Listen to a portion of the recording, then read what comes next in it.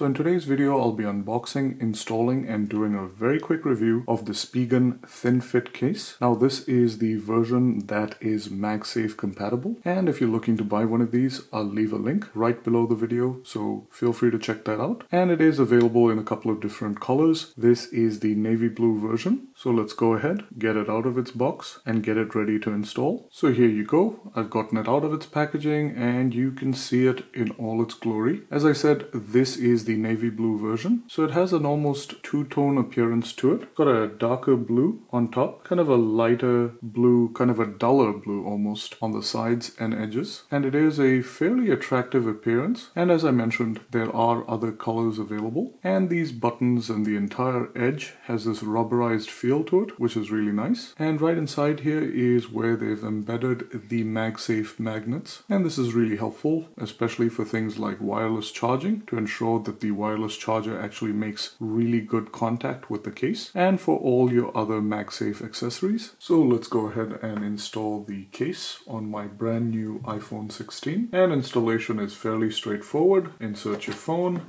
into the case, preferably camera first, and then push the phone to kind of lock it into place. Now what I really like about this is that it didn't add a whole lot of heft to my phone, and I wanted to keep my phone as slim as I could possibly keep it, and this allows me to do that. And it does have a nice raised little lip to it to protect the camera, especially when you place the phone flat on a surface. And similarly, it also has a raised lip all the way around the edge, and that then allows you to place a phone flat on a surface without having the screen get scratched up or impacted, and I really like that. And again, from what I can tell, it seems to have a fairly decent amount of protection, so it gives you a fairly decent amount of protection all around without adding too much heft to your device. And if you get something like a black colored phone, it offers you a nice little contrast between the black of the phone around the cameras and the blue of the case itself, which is why I really liked this blue case for my black iPhone 16. And other colors will similarly offer you that contrast as well, which I really like. And the back surface actually has a nice, almost rubberized surface that isn't too grippy, but gives you just about enough grip to kind of get a really good hold on the phone, which I really like. And the buttons and cutouts are also exactly as you would expect them to be, very precisely designed and located so that you can actually use all your buttons and have access to all your cutouts, which I really like. So overall, a very inexpensive case that offers you a fairly good amount of protection for both your camera and your screen without adding a whole lot of heft to the phone itself. And as I mentioned at the beginning of the video, if you're looking to buy one of these, I'll leave a link right below the video. And if this video was helpful, please give it a big thumbs up, and please consider subscribing to my channel to stay tuned for more reviews, unboxings, and how-to videos. Thanks for watching, and see you next time.